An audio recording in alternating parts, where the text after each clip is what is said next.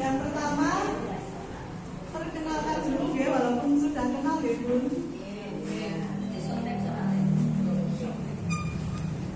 Perkenalkan, saya Salah Bumi Indra, Angkatan 7 Kabupaten Klaten. Nama saya Agus Dem, sudah tidak asing. Dari TK Pertiwi Bulusan. Di sini saya akan menyampaikan tentang budaya positif. Latar belakang. Filosofi pendidikan dari Ki Hajar Dewantara mengatakan pembelajaran di sekolah itu harus membawa murid kepada kebahagiaan yang setinggi-tingginya melalui merdeka belajar. Salah satunya yaitu dengan budaya positif. Budaya positif itu bisa dilakukan melalui membuat keyakinan kelas dan melalui segitiga restitusi yang nanti mungkin akan dijelaskan di slide berikutnya. Keyakinan tersebut dibuat bersama guru dan murid dan kesepakatan murid yang berpihak pada murid. Selanjutnya yaitu tujuannya meningkatkan rasa percaya diri dan keberanian murid untuk mengungkapkan pendapat. Memupuk rasa percaya, menumbuhkan motivasi intrinsik pada murid, yaitu motivasi dari dalam diri murid, timbul secara ikhlas dari dalam diri, tidak dari luar. Kalau dari luar ekstrinsik ya Bu. Ekstrinsik. Yang ketiga, menumbuhkan budaya positif.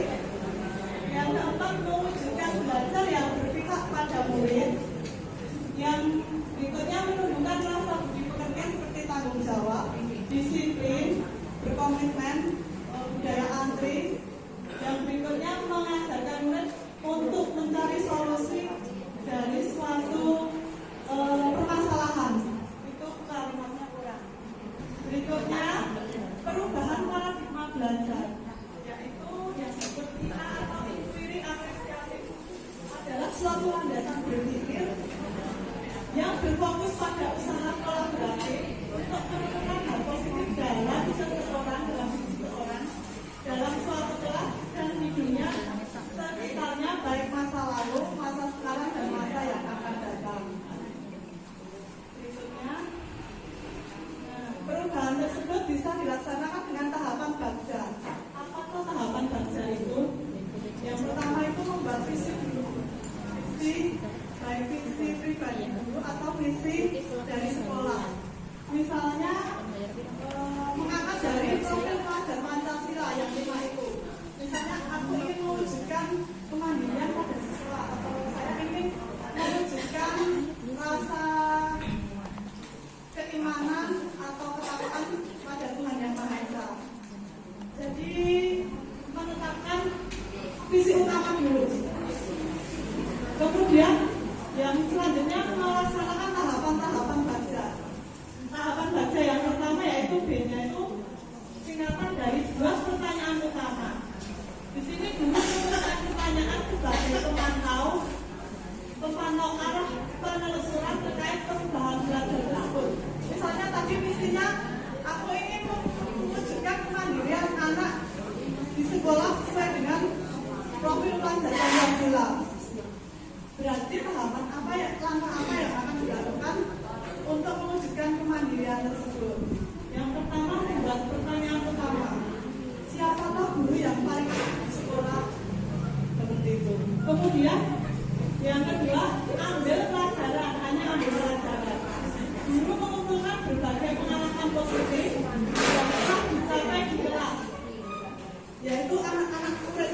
Kegiatan murid apa yang membuat mereka jadi lebih mandiri, seperti itu. Yang ketiga, dari mimpi, yaitu menyusun narasi tentang kondisi yang ideal yang diimpikan. Nanti setelah tercapai kemandirian pada siswa, apa yang selanjutnya akan saya lakukan? Manfaat apa dari kemandirian itu terhadap murid? Seperti itu digali mimpi. Yang kemudian tahapan berikutnya yaitu jabarkan rencana C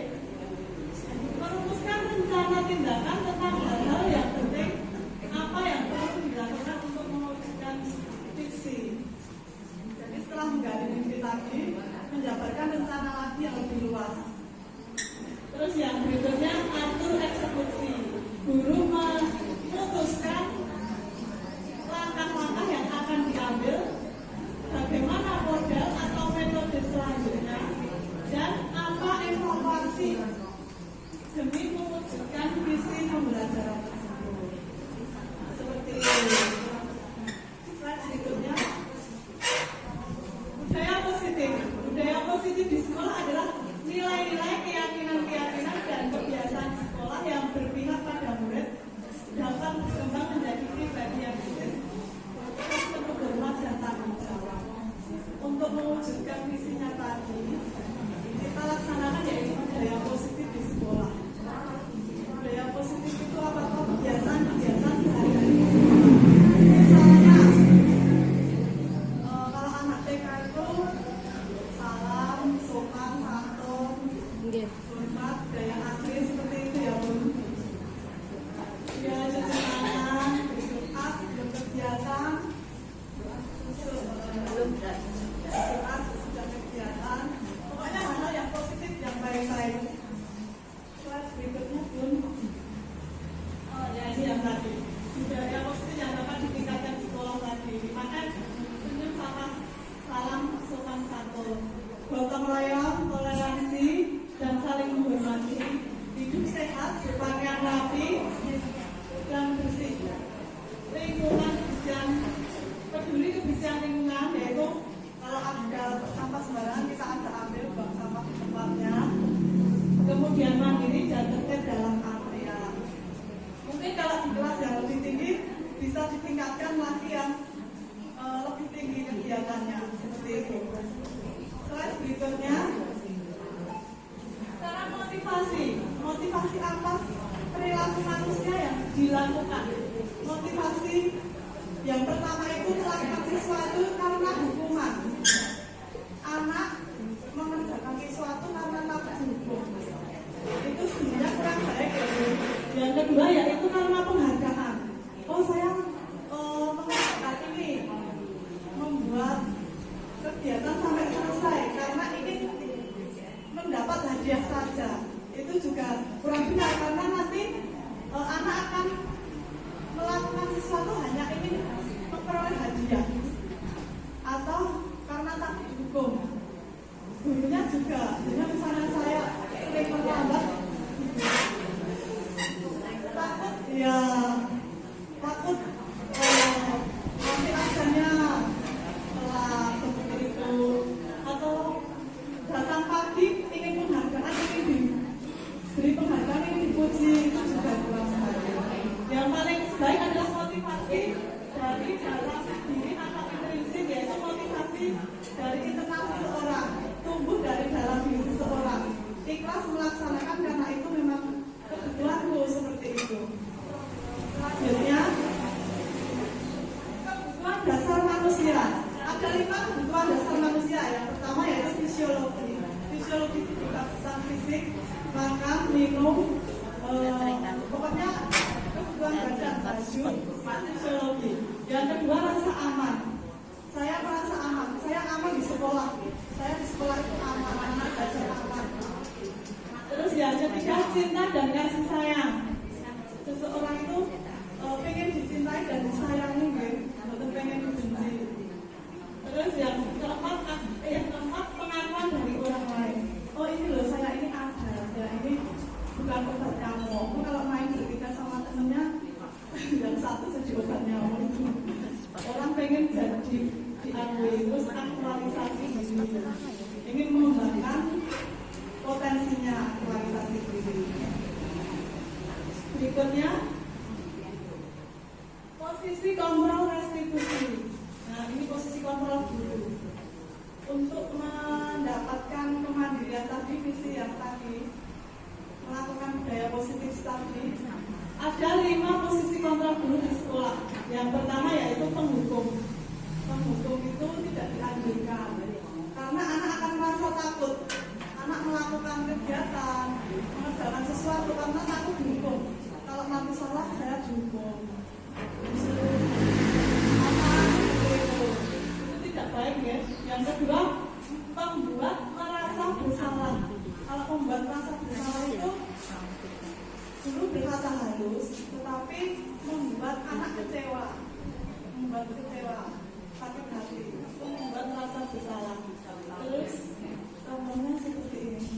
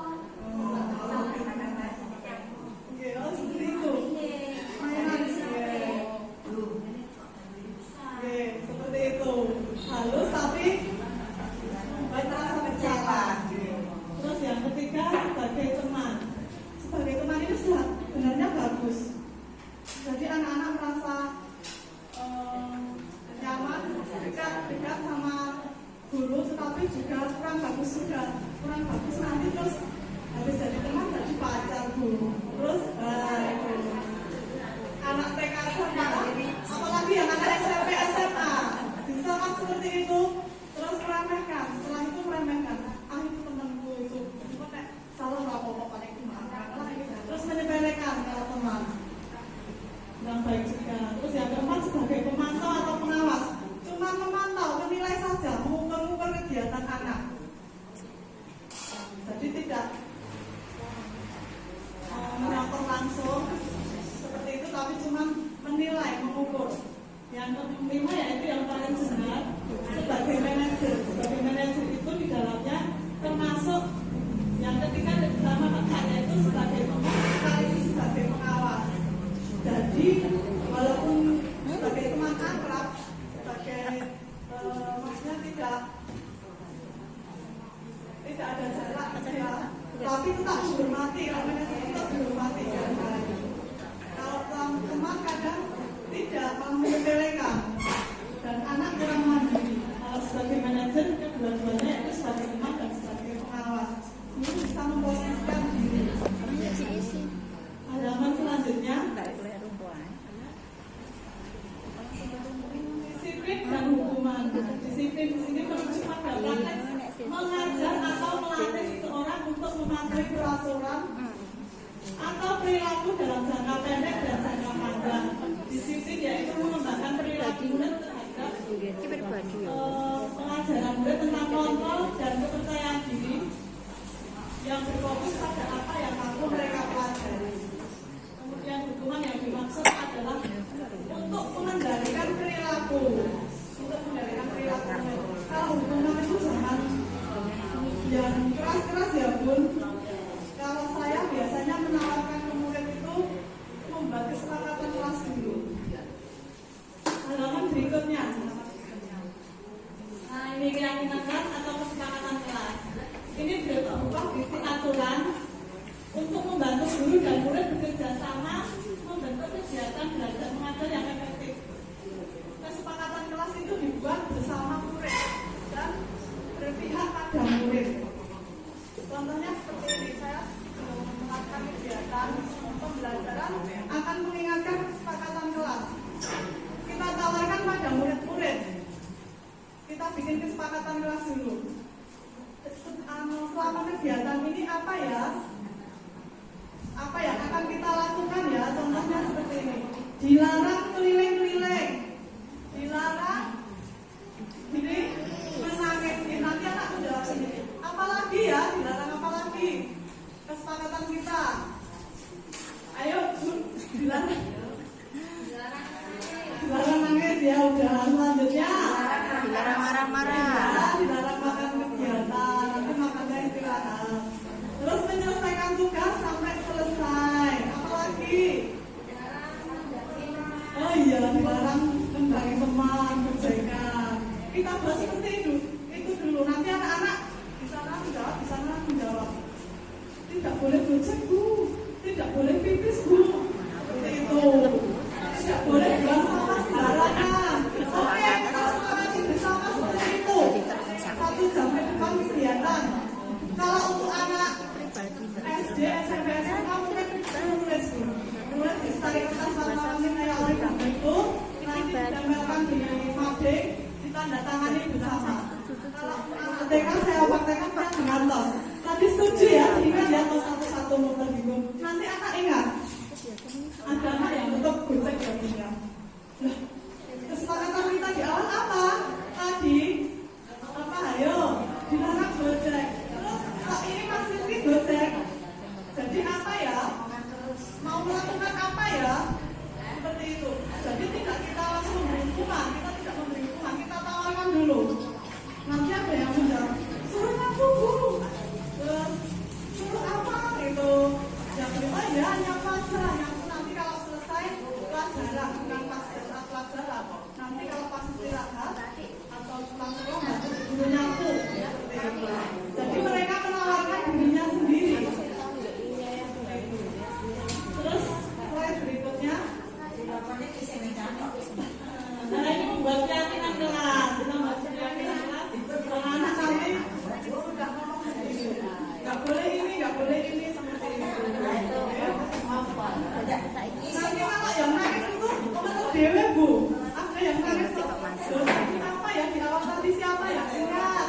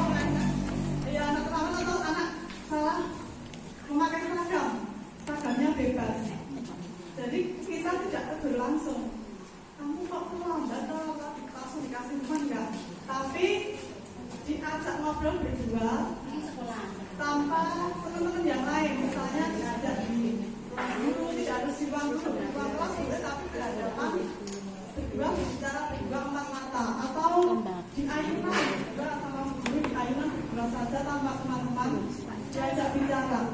Kenapa tuh hari ini tadi kok terlambat?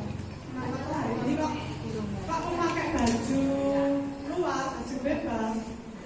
Anak menjawab, saya tadi bangun kesiangan. Oh, bangun kesiangan. Gurunya menstabilkan identitas itu memberi pernyataan bahwa dia bukan satu-satunya yang melakukan kesalahan. Guru juga pernah terlambat, guru pernah tidak memakai seragam, tidak apa-apa ya nak, seperti itu.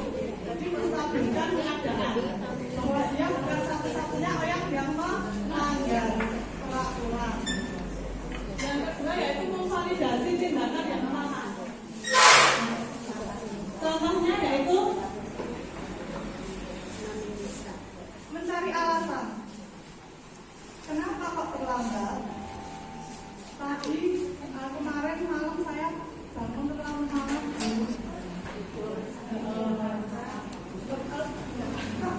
Tidurnya kemalaman karena nonton film, nonton HP atau bermain seperti itu.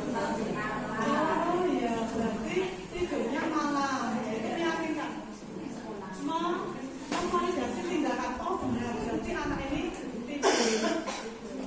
tidurnya kemalaman. Kemudian yang ketiga, menanyakan keyakinan. Nah, keyakinan kan ada kesepakatan dan aturan di awal. Masih ingat keyakinan kita di awal? Masih ingat? Guru menanyakan. Masih ingat kan keyakinan kita di awal? Kita harus berangkat,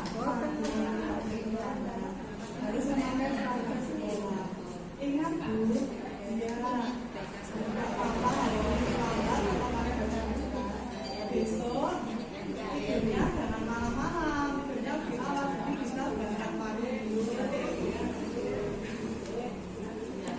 Terus selanjutnya ini kedua kemarin ya aku ini secara eksklusif sama anak.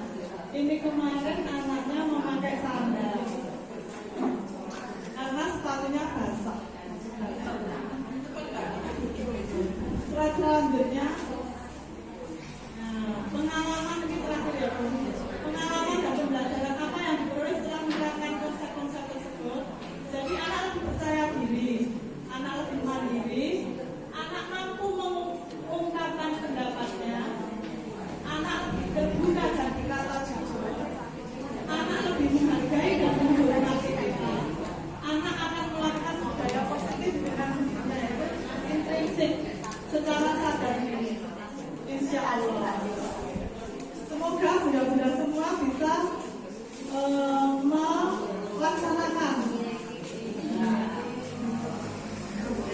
Ini saya juga masih belajar ya bunda. Dari saya cukup sekian, semoga bermanfaat untuk semua. Terima kasih. Yang tadi mau mencatat lagu Proklamasi Pancasila ya. Nah ini proklamasi ya.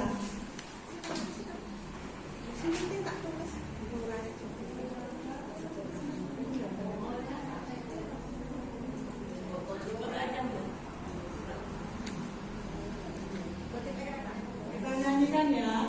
Belajar Pancasila, Beriman dan bertakwa pada Tuhan yang Esa, dan berakhlak mulia, berkebinekaan Tuhan, gotong royong mandiri, kreatif dan bernalar kritis. sekali lagi. Belajar Pancasila.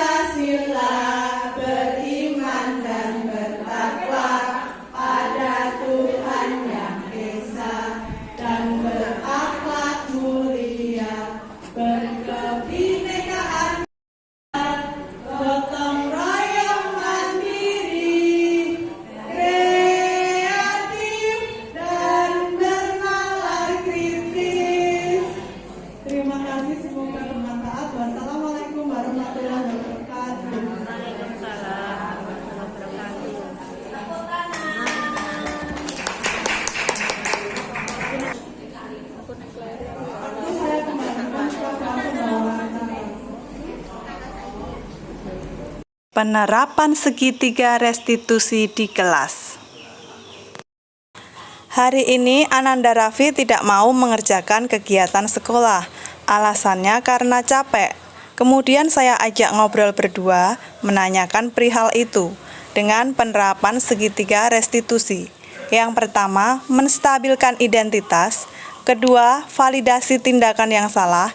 Yang ketiga, meyakinkan, menanyakan keyakinan kelas. Mas Raffi, tapi kok Mas Raffi nggak ikut mengerjakan kegiatan, kenapa? Capek. Oh capek. Kenapa kok capek?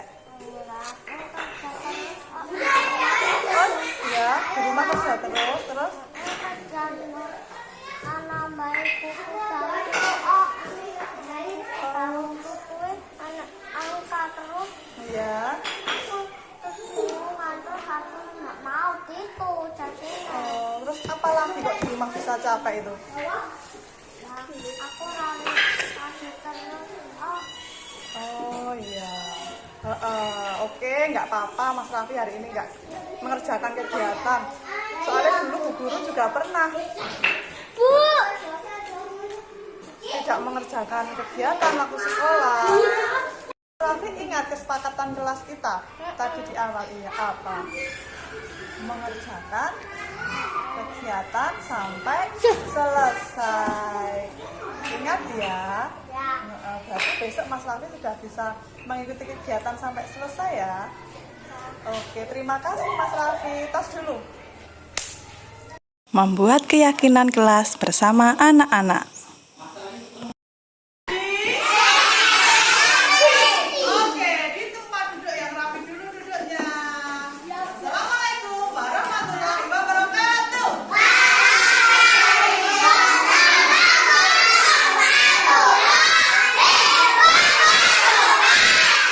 Selamat pagi anak-anak. Mana semangatmu? Mana senyummu? Are you ready? Sebelum kegiatan hari ini kita akan membuat kesepakatan kelas atau keyakinan kelas. Kita buat bersama-sama sesuai apa kata anak-anak semua. Oke? Baik, kesepakatan kelas yang pertama apa teman-teman? Oke, tidak boleh gojek. Yang kedua? Tidak boleh menangis. Yang ketiga? Tidak boleh berkeliling-keliling. Yang keempat? Makan hujan sebelum selesai kegiatan. Selanjutnya yang kelima?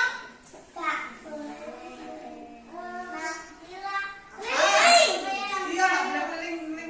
Oke. Selesaikan kegiatan tepat waktu. Oke? Jill? Setuju? Setuju, tas dulu. Ya, tas dulu. Ingat. Tas. Oke? Tuh. Siapa yang belum tas?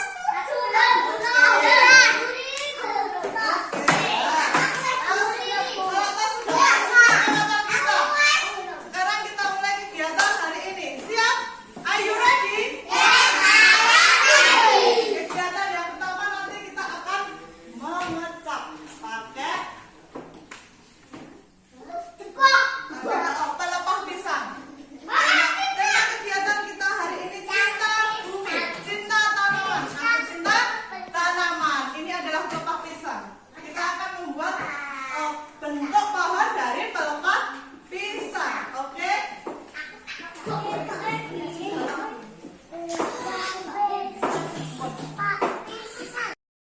Berikut adalah testimoni dari murid dan guru.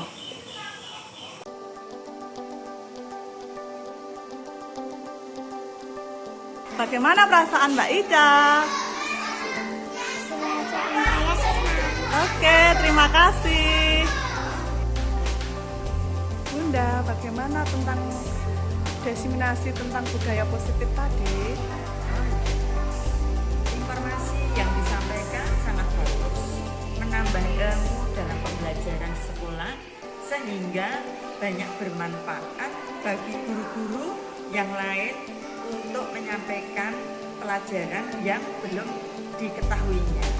Terima kasih. Ya, terima kasih.